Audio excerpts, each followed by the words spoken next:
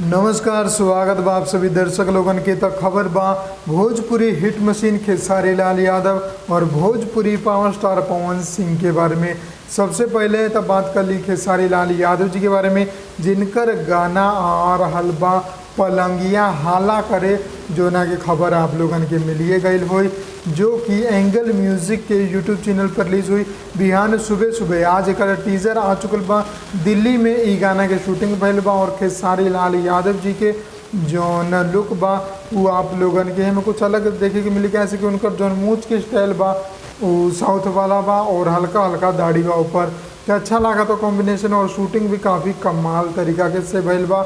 आप लोग साइड में फोटो देख ही सकता नहीं। अब बात करी पावर स्टार पवन सिंह जी के बारे में, तो उनकर बहुत ही शानदार गाना आरा आ रहल बा, जो कि एगो विवादित गाना बा। पवन सिंह जी और खेसारी लाल यादव जी दोनों आदमी गाना के गौले रहे। हालांकि गाना अलग अलग रहे, बस टाइटल सेम रहे दोनों के।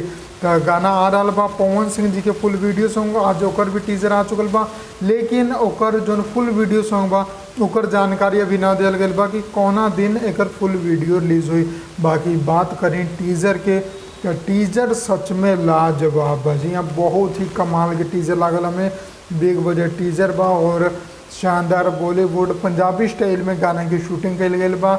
और अच्छा लागल आप लोगन खातिर कि पवन सिंह जी इतना मेहनत करल बड़े। बाकी गाना के रिलीज डेट जैसे ही आ जाए आप लोगन के हम सूचना दे दें।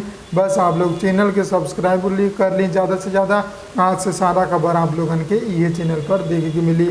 तो खेसारी जी के गाना बिहान सवेरे आ रहा बा फुल वीडियो सॉन्ग एंगल म्यूजिक से, तो ज़रूर सुनम। और पवन सिंह जी के गाना जब भी रिलीज हुई आप लोगन के खबर बना के हम सूचना दे दें।